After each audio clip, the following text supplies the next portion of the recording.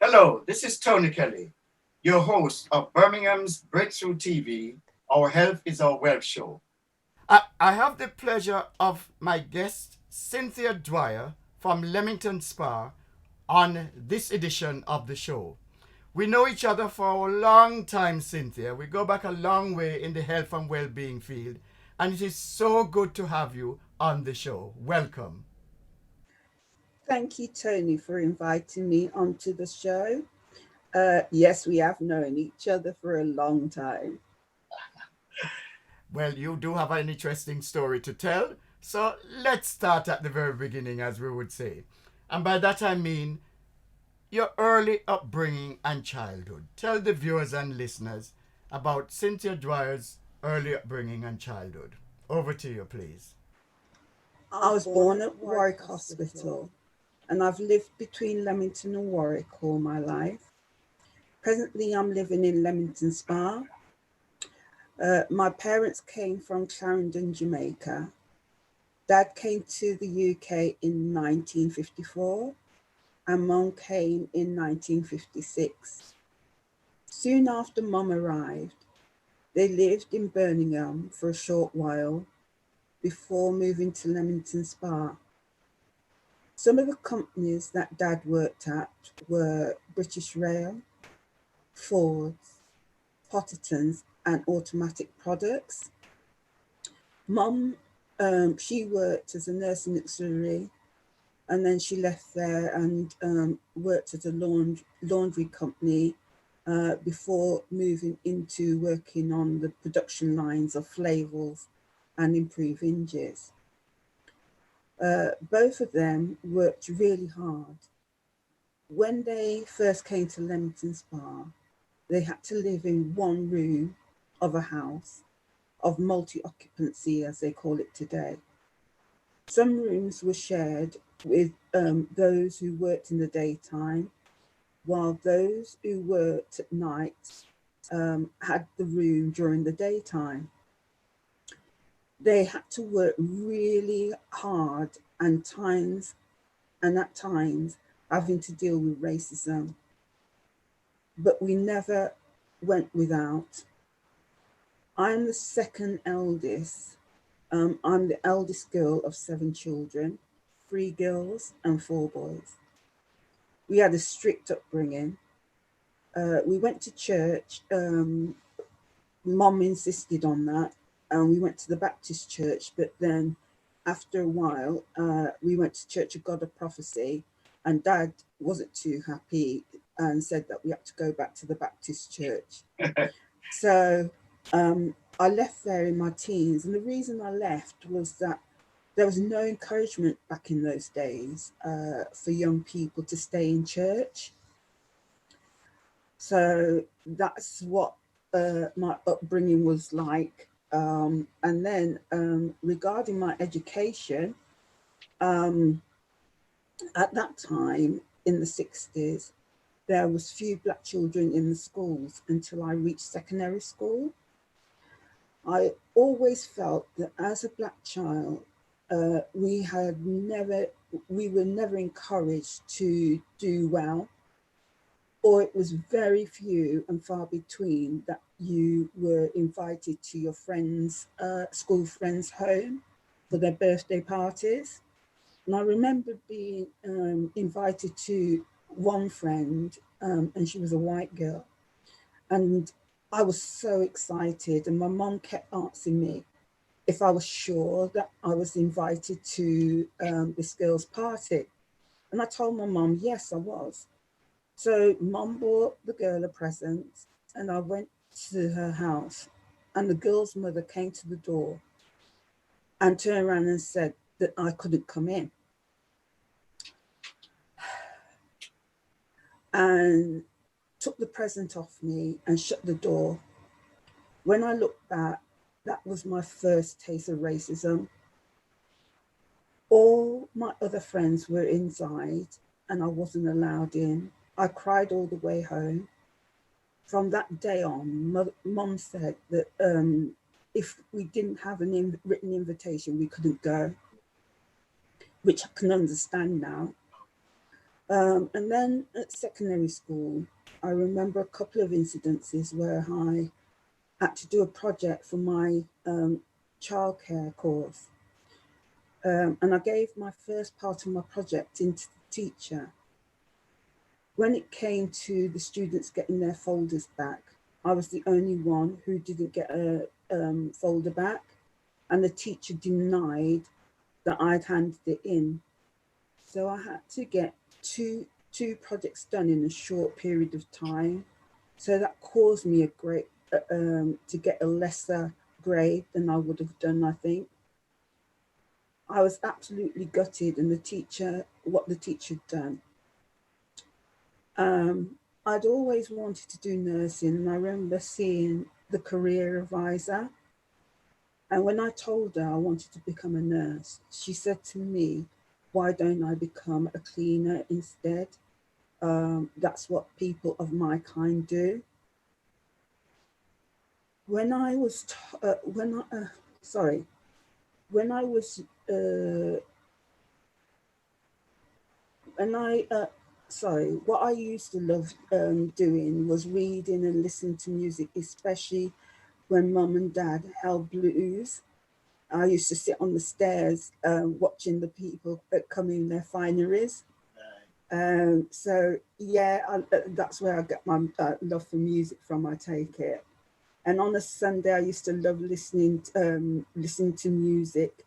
Dad used to be playing his Jim Reeves and old time music on the blues. Is it Blue Spot, if I remember right?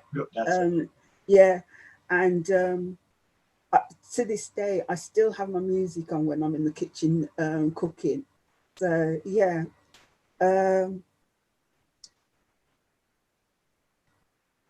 My teacher and the career advisor did not help me at all. So I left secondary school and went to college for a couple of years to do my GCSE, but I left after a while.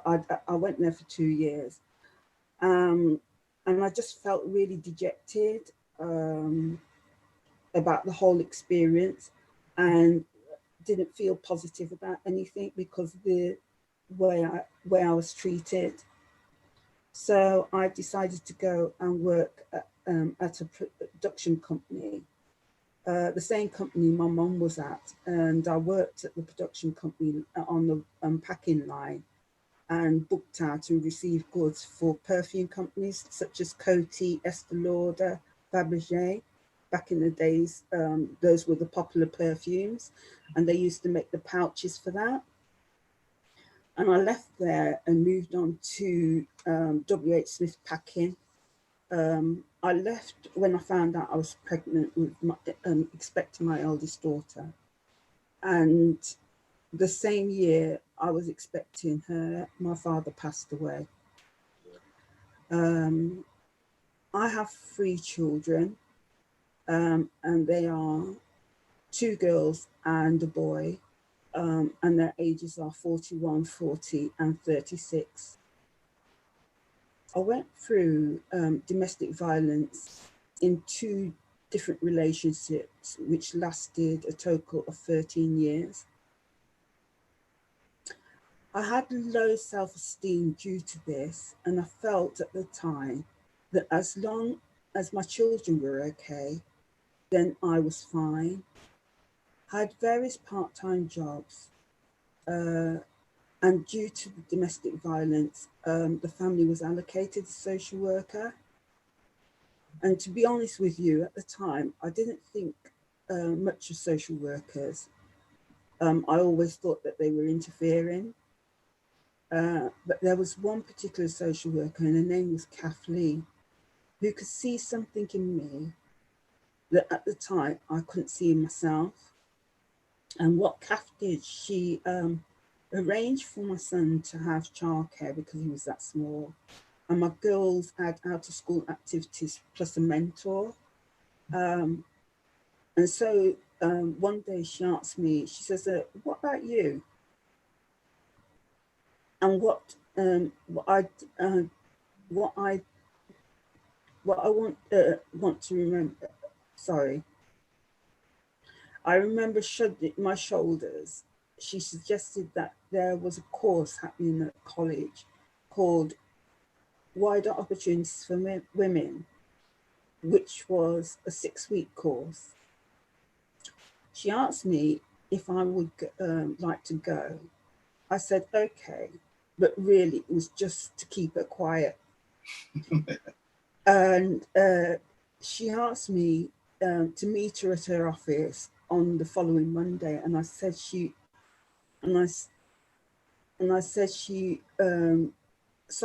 said she would take me to college.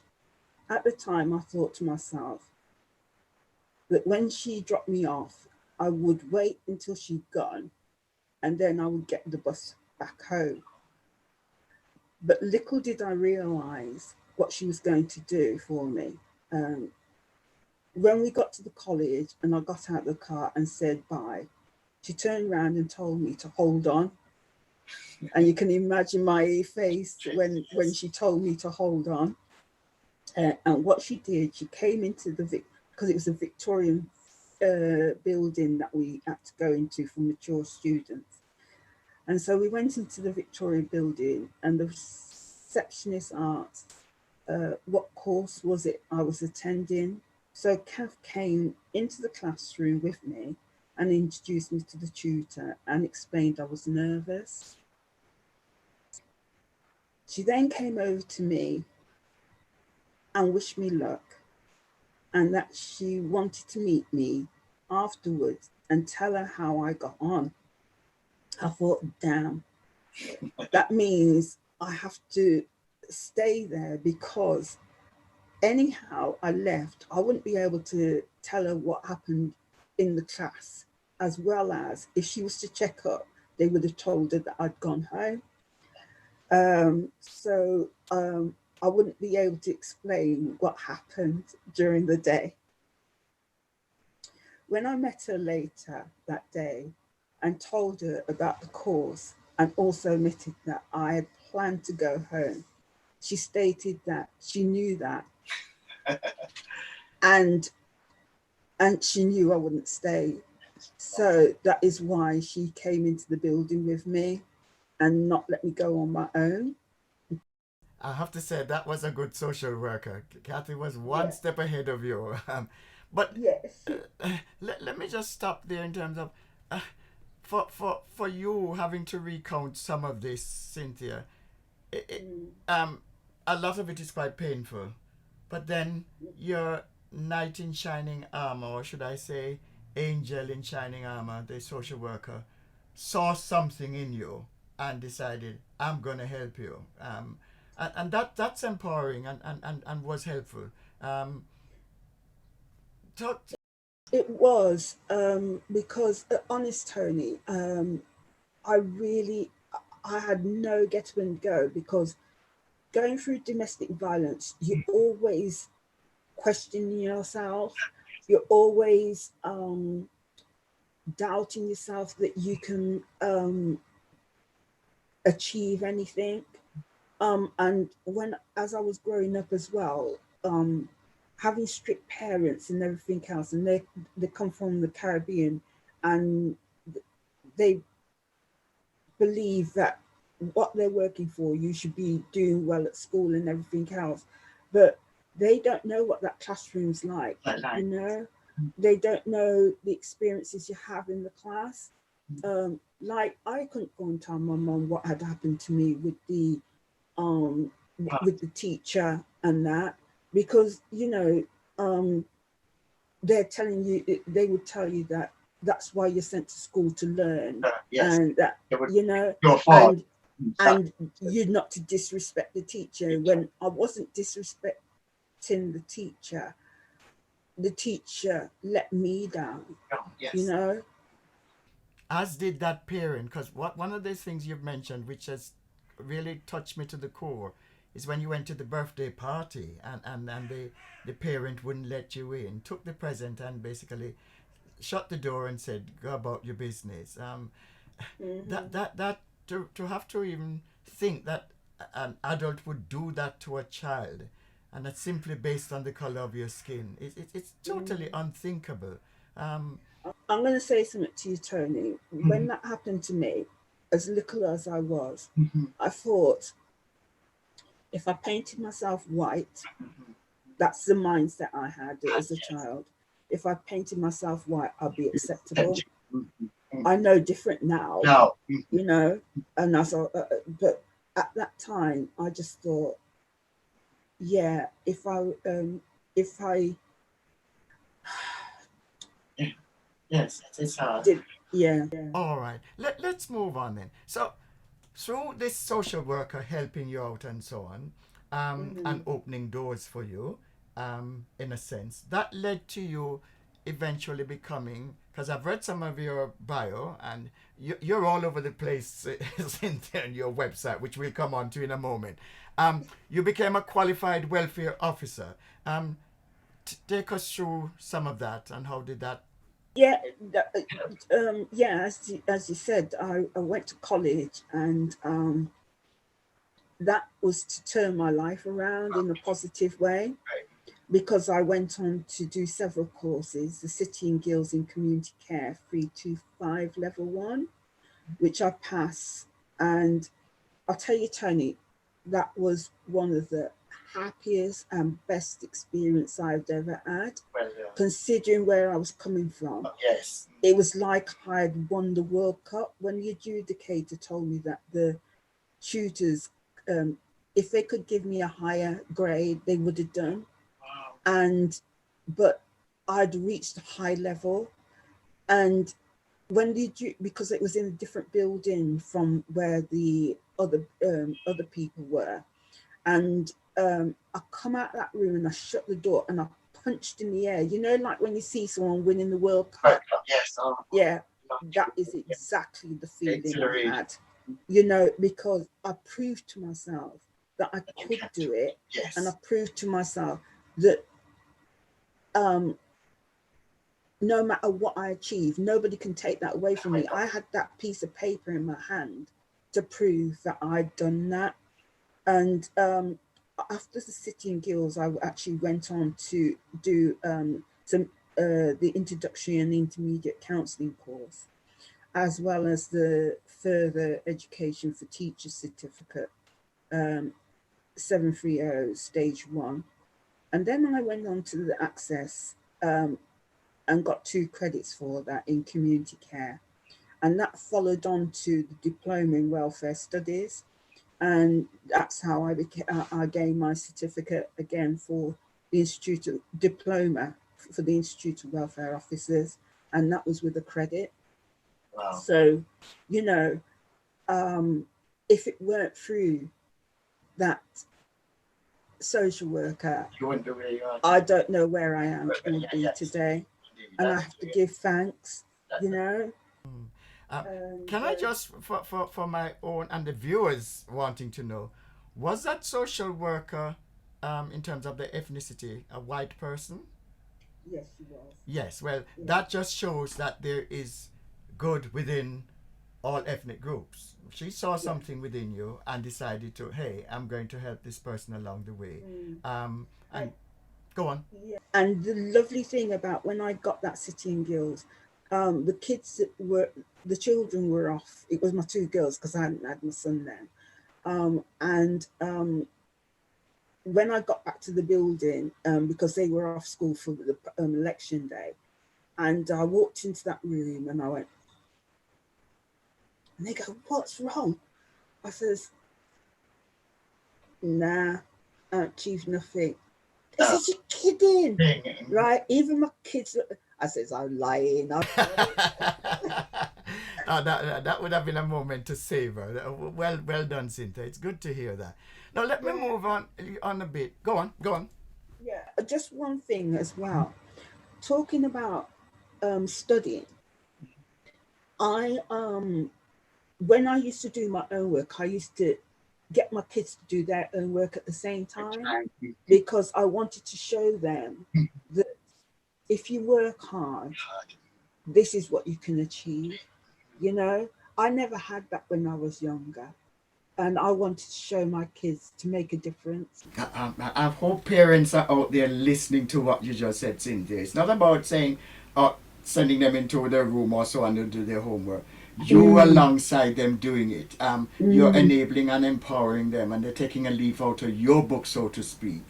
And that was a very good approach to adopt. Yes, if mom's doing it, so can we. So you're a mirror image for them to copy. Yes, very good to hear. Good role modeling there. I'm going to leave that for a bit, come back to some of it later as we build up to the Hugh Dwyer Inspirational Foundation. We've been in lockdown. Cynthia, just tell the viewers, how have you mentioned 3 children. I presume these children have all flown the nest and gone about their way. Or are any of them at home? And how have you survived lockdown as a black woman? No, my children have all left home and they've got their own responsibilities And grandchildren, I suppose? Yeah. So are you able to see them? Or the good thing is with technology, I've got WhatsApp, so we can connect that way, you know. So yeah, it's been hard. I'm not gonna lie, because I've had to self shield as well, due to some of the medical guidance. I've had to self shield, and so I just started at the end of July to go to this corner shop or go into town, but I the anxiety of going into town because people are not social distancing. not at all, not at all. And you know, and I walk with a crutch when I'm out because I've got spondylolisthesis in my back as well as arthritis. So, you know, so people are walking to you, and I've had some near misses where people have almost kicked the crutch out of my hand. Wow. And so yeah, and then it hasn't helped as well on top because I had an accident last year and on the bus, and from the accident I now speak with a stammer. Actually, I'm doing quite good today. Yes, you are.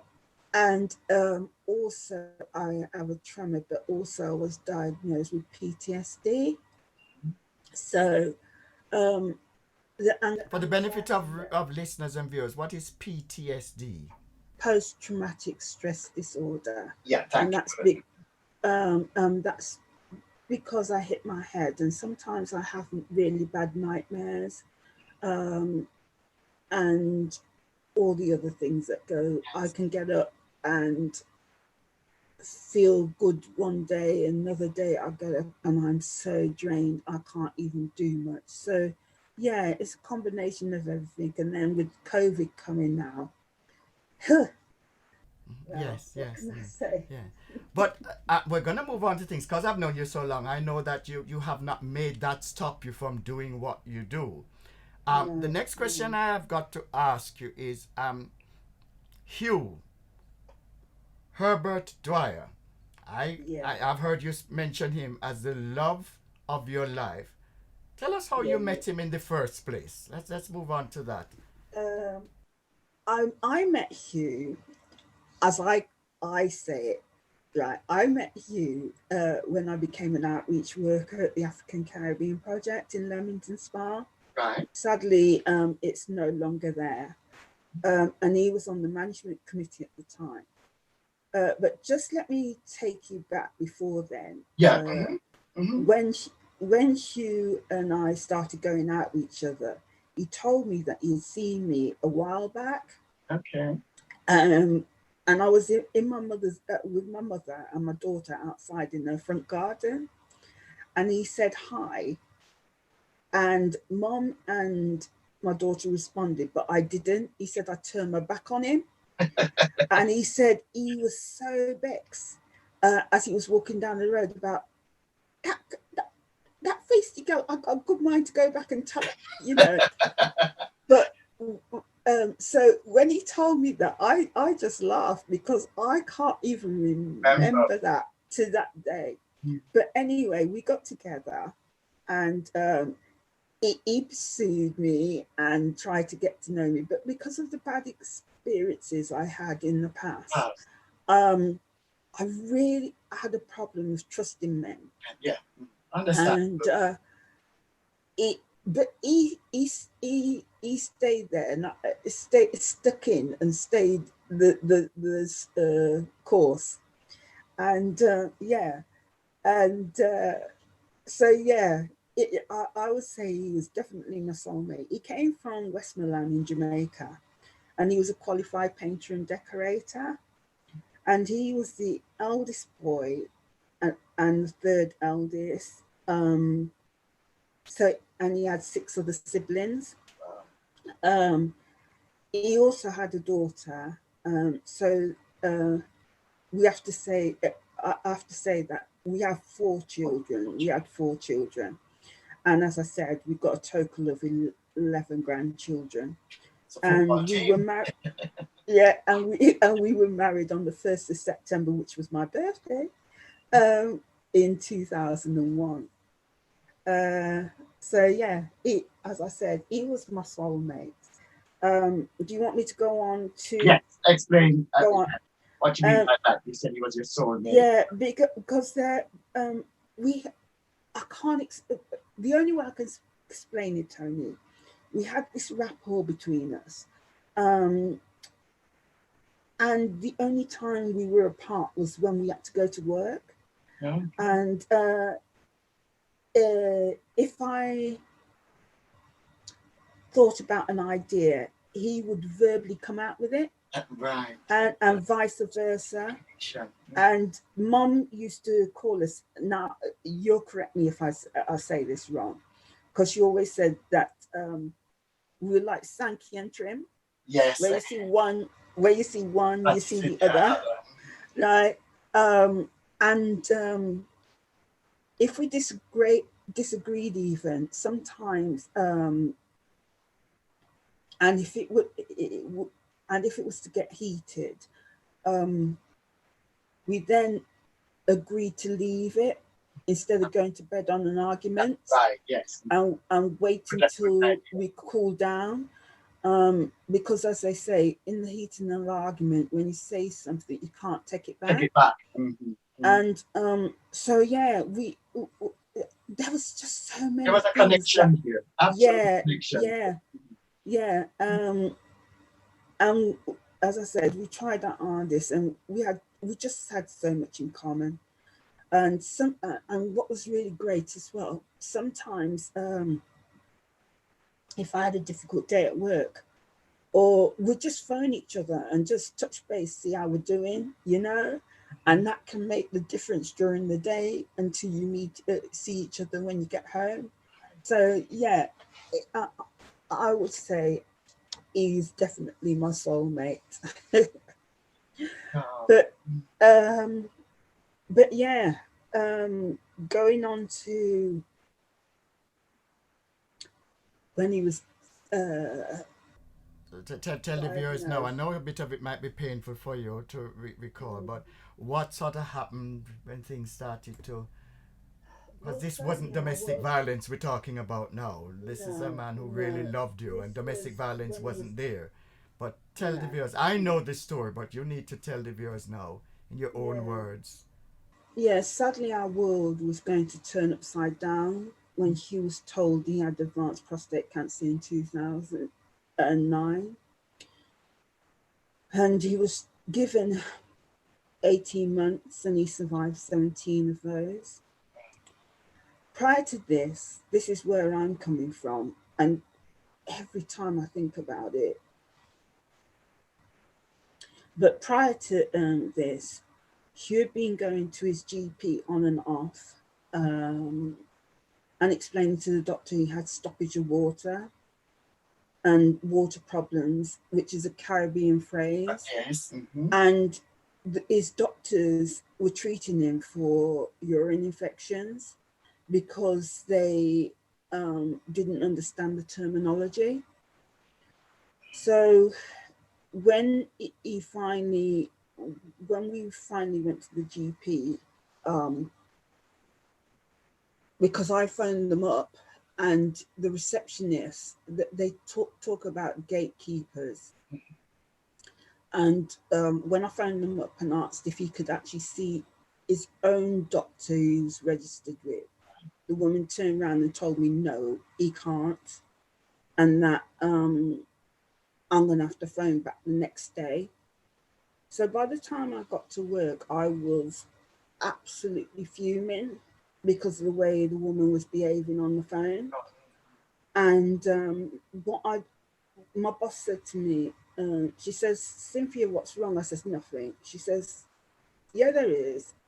And I says, because they say I wear my heart on my sleeve. Yes. And I says, there's nothing wrong, Nancy. So she says, yeah, there is. Tell me. So I told her what had happened. And she says, ring them back and don't lose your temper, and explain to them that your husband has had the pain at Christmas in 2008, and now it's come back in January. It's come back and he's really bad, and he had to be sent home because he'd been violently sick. So I phoned them back up, and lucky enough, I got a really nice receptionist. So she says, oh, right, Mrs. Dwyer, when I explained to her the situation with Hugh, and she says, what I'll do, I'll speak to the doctors. So she spoke to his doctor, and the doctor said, we're going to have to come back and see his colleague who Hugh and I had seen. And so she says, okay, she'll ring me back at lunchtime. And Tony, within an hour, I rang at 9 o'clock, and within an hour, she rang me back to tell me that information. So we booked an appointment to see the doctor. And we went and seen the doctor. And he asked Hugh to go behind the screen. And we were sitting there, and he come back and said his prostate is a bit large, but that's not unusual for a man of his age. And Hugh was at that time had just turned 58, sorry. And he said to Hugh, what he's going to do, he's going to send him for a blood test.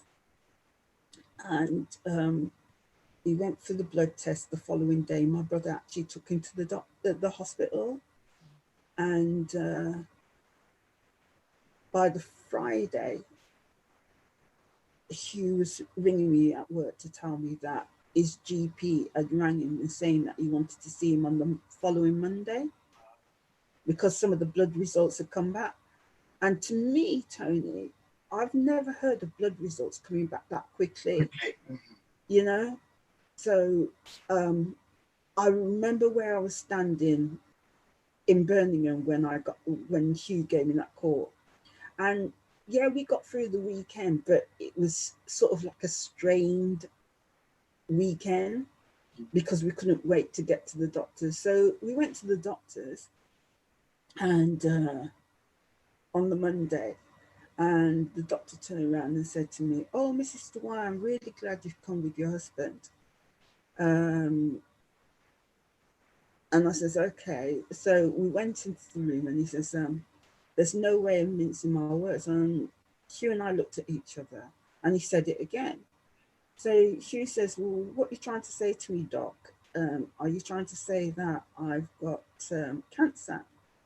Up to this day, Tony, that doctor did not say yay or nay. Really? All he turned around and said is that he's going to refer Hugh to an oncologist, and that's going to take 6 to 8 weeks.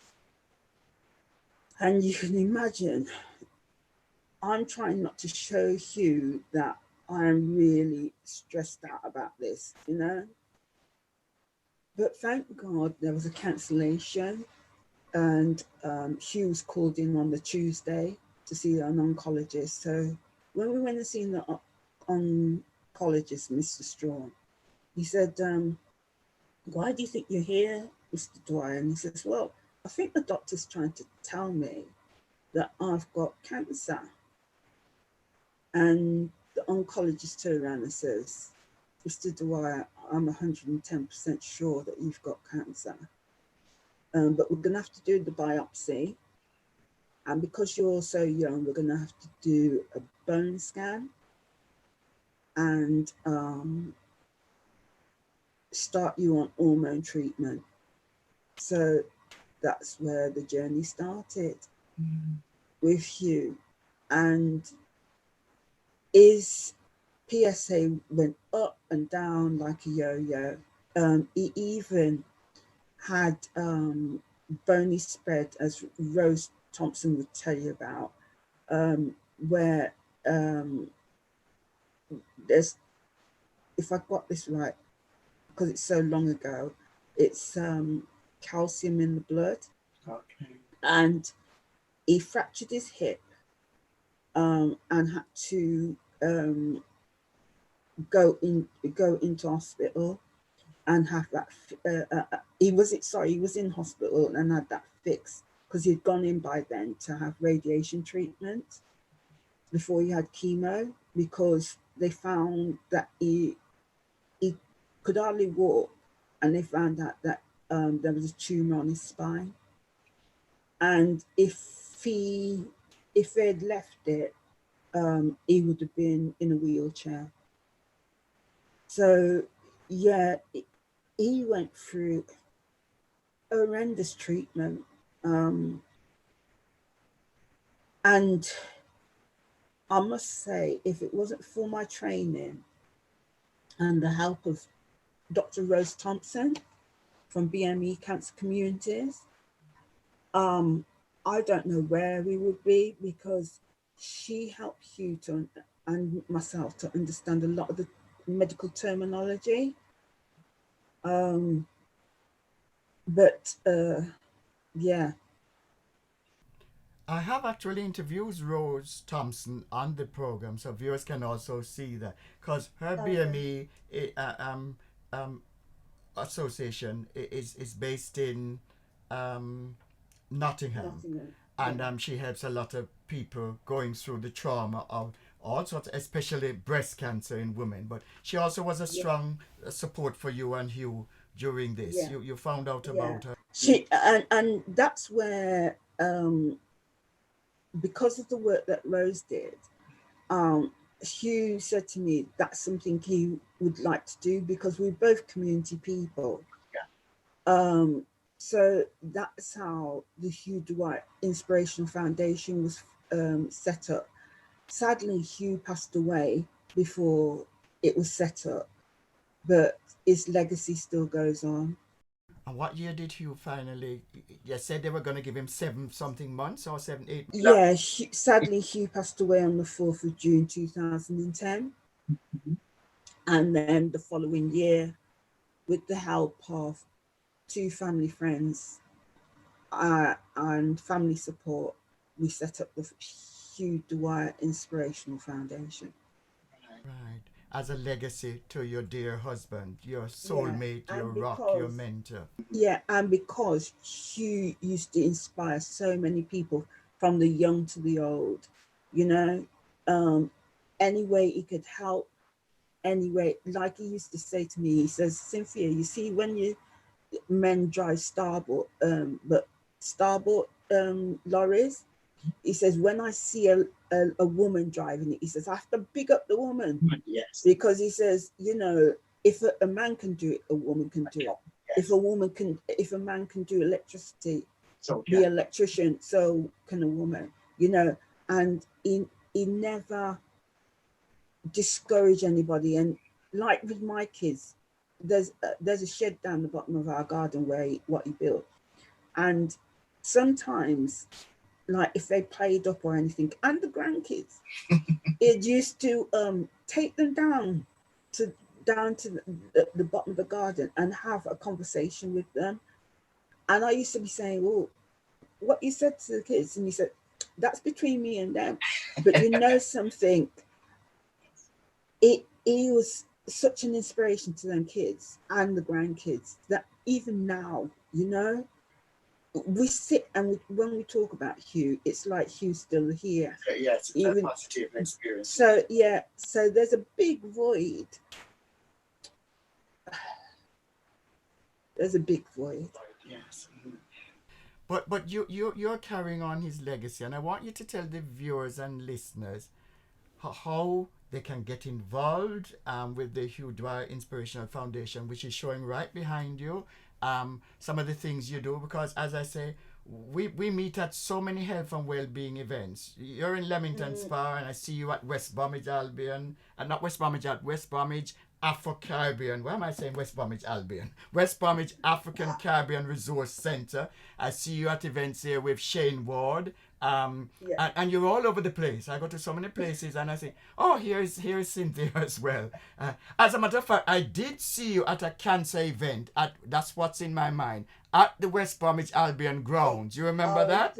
I was just about to say to you, you're right, because it was a cancer event being done by now the West Midlands. Is it West Midlands or It was one of the cancer charities, though. yeah, the NHS. Right. It was done by the NHS up there. And you were there with your stall, yes. And I well, that's funny how that story happened. But anyway, cut a story short, the woman who organised the event, she's a senior officer, and after talking to me about another event where she didn't know we were our organisation was there, which is the West Midlands African Caribbean Cancer Action Group, she invited us along, and we were the only BME group that was there to represent the black the BME community, the Black minority and ethnic community. So yeah, it was an opportunity to make our stance. Right. So yeah. And that's good. And I know you do lots of fundraising. You have your annual. I know COVID has knocked into it this year, but you do have a fundraising ball where people dress up and donate and really put the boat out. And other things. Yeah. And how do you get... So talk about that, and how do you want volunteers to come on board, you know? What we usually do is do a fundraising event in November for Movember month, for where the men grow beards or moustaches. Yes. And it's because it's the men's well-being as well. So we do our event around that time. And whatever funds we raise is to go back into the community or go and do other events, awareness events about prostate cancer, where we'll invite guests along. Because Norma Julius and Pauline Lindsay, who are the co-directors, we're not medically trained. We do this work voluntarily, and because we want to get the right message out into the community, we will invite professionals along who have the experience and also know, like, the signs and symptoms of prostate cancer. And it's to also look at the holistic point of view of a cancer patient and the families. Yes. So because you can't do one without doing the other, as I look on it. Yes. So yeah, so as I was saying, the Hugh Dwyer Inspirational Foundation, we haven't got a website at the moment, but you can contact either Norma or myself at the moment, at present. And Norma's telephone number is 077 17 33 7401, and mine is 0950666623.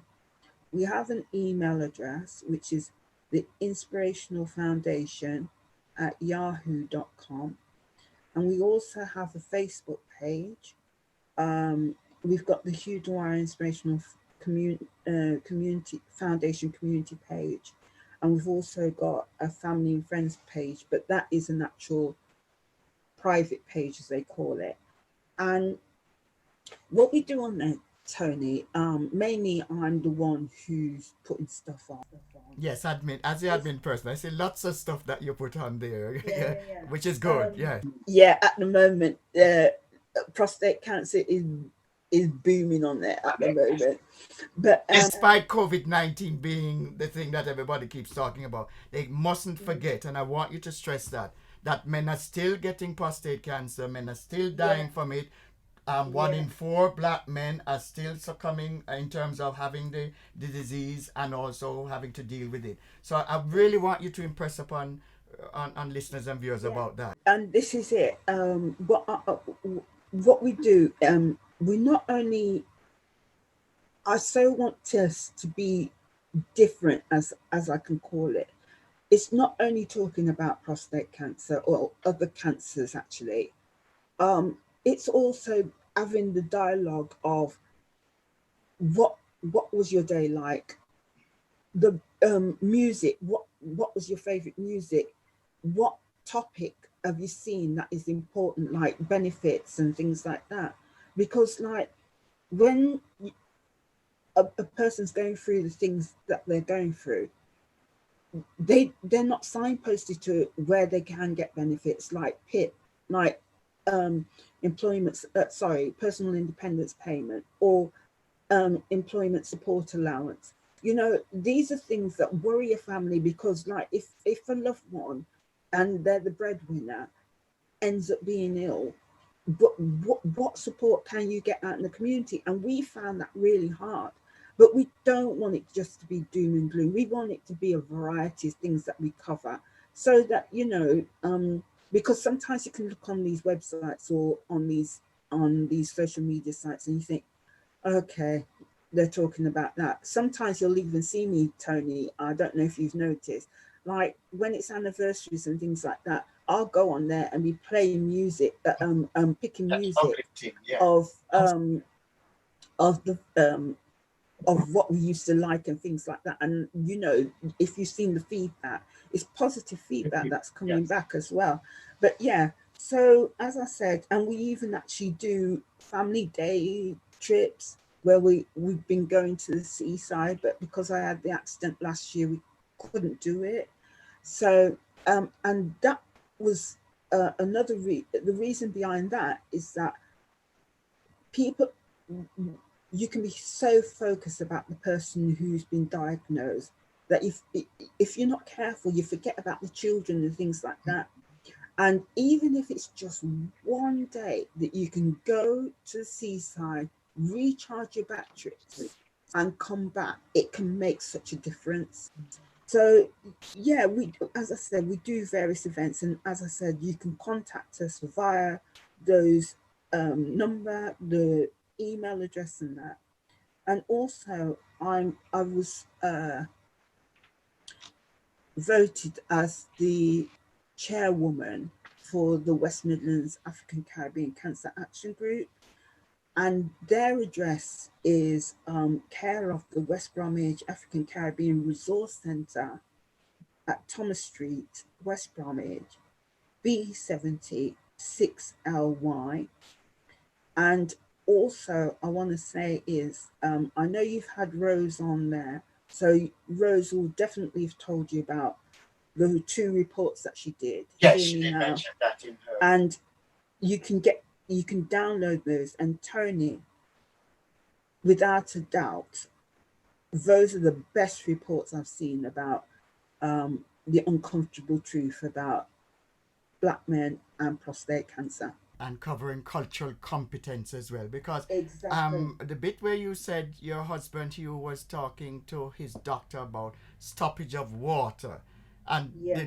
their doctor never have a clue what stoppage of water means. We from the Caribbean upbringing know what you're talking about, having water problems or stoppage of water.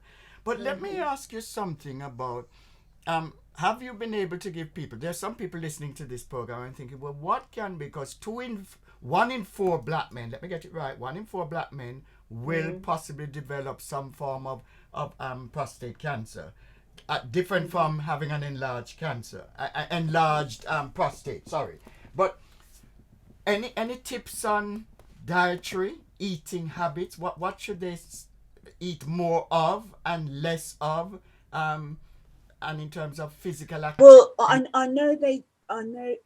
Well, Hugh was very, very active. Actually, Hugh was a vegetarian. Okay. He was a Rastafarian, and he was a vegetarian. So never ate red meat at all, which is one of the major causes. He didn't, and you know, he loved his food. He ate fish, but you know, he was as I said, healthy eating, and all I can say is that just eat healthy, you know. And you, Tony, are a champion with that in talking about healthy eating and that. So when I used to cook for him, even like he used to do oh gosh, what's it called again? It was rice, but we cooked with cabbage and vegetables and everything else like that. And I must admit it's very nice. But yeah, he is, as I said, he used to love his food, but eat healthy, I would say. Sometimes it's easier said than done, but if you can have a healthy diet, it's better, and less sugary stuff. Because I from what I remember is that sugar's not a great helper in that. Yes. But exercise, she used to cycle and everything else. He used to love gardening. Anything that for a positive mindset, because when you're going through things like that, like sometimes I used to come home and I could tell when Hugh's had a bad day from his eyes. And you know, he'd get a phone call from Rose. That's why I'm saying it's so important what we're doing. Get a phone call from Rose, and because she understood, just sit there and talk to him for about good half an hour, and you could see the change. Yes. You know, you could see the change, and even like to get the support into the house. Hugh had to stay in hospital for 2 extra months after he fractured his hip because his old GP wasn't getting the domiciliary agencies in to support him, and I couldn't go back to work until they were in, and they weren't even coming and doing this home assessments. So so yeah, and those are all vital as well, because like it's about dignity of life and quality of life. And I remember where they wanted to have a bed downstairs, where you could open the front door, open the sitting room door, and you would have seen the bed down here. And Hugh said, if I have to even crawl on my hands and knees, I'm not staying downstairs. You know, and you know, but it's the mindset, keeping the mindset positive, and that's where I would say, Tony.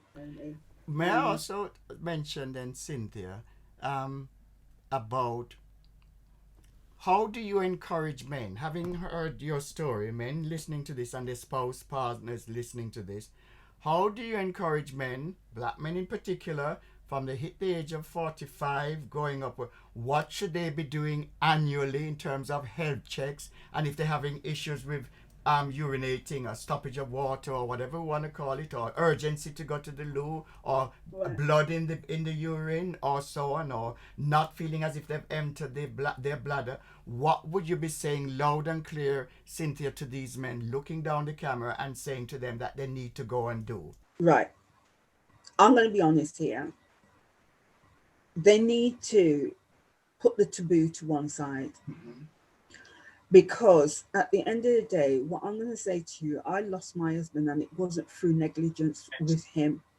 It was because of negligence of his GP. And what I'm going to say is that taboo of having the digital rectal examination, put it to one side. Because if it's going to save your life, are you really going to turn around and say to your wife, your children, your loved ones that you ain't going to do it?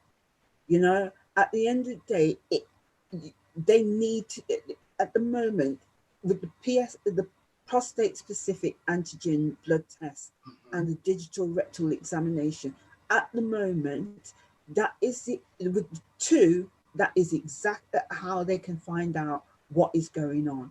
Yeah, we have got technology. It's not as advanced as it should be. So what I'm saying is, please, please, if you have any signs and symptoms, please go and get it checked out. It might be just prostate problems, not prostate cancer. Mm-hmm. And what I'm saying is, I miss you every day. Yeah. And would you want to put your family or loved ones in that position? Yeah.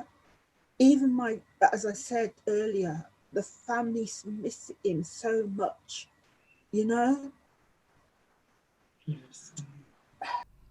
That's sensible advice. Very, very sound, positive, sensible advice you're giving to the viewers and listeners. And I hope everybody does take it on board who needs to. Let me go on. Ernie, Mm-hmm. when we do our seminars, we always say never allow ignorance to be bliss, right? And all I say is that gather the information and be savvy about awareness savvy in the sense of the signs and symptoms of prostate cancer, and just go and get it checked out. Right. Now, let me then move a bit away from that and ask you, you lead a very, very busy, active life in terms of all the voluntary work that you do and so on. What about Cynthia and me time, downtime, hobbies, pastimes, etc.? What do you do to relax and enjoy life Well, away from all of this that you're doing for the community? family is really important to me, Mm-hmm. and I love getting to see my grandkids grow up. And one of the things that, especially since being with Hugh, was we used to have the family around for dinner and everything else, and catch up each week. Sadly, that's not as possible as now they're growing up, going to college and everything else and that. And you know what young people are like. So as I said, that's why I really love WhatsApp, and especially in the lockdown. Um, you know, when when everybody's around and we love our music and our food and everything else.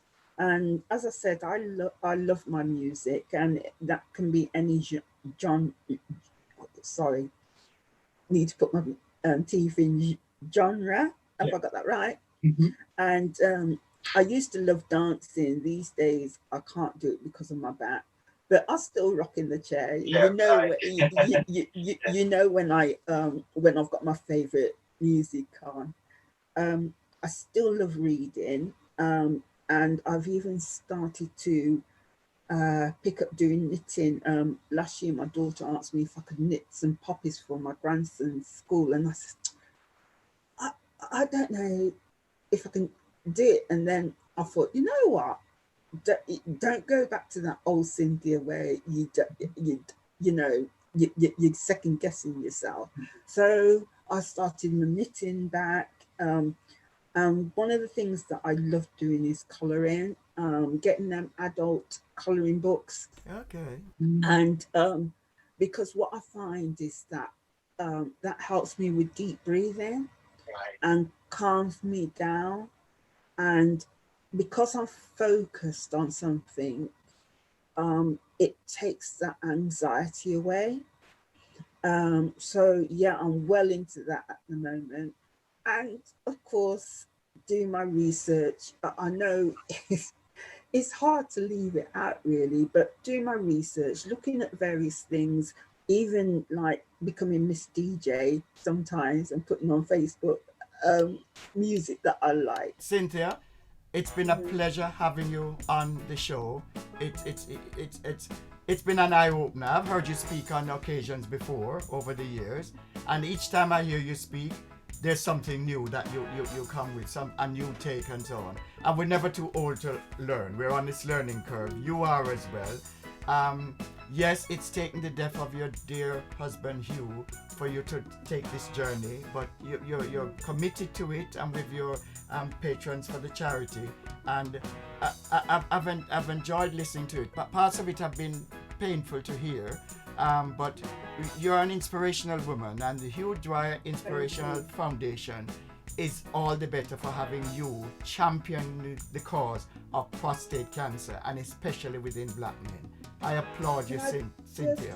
Thanks to our sponsors, the Afro-Caribbean Millennium Center on Dudley Road, New Style Radio 98.7 FM, Breakthrough Media Studios, and Breakthrough TV.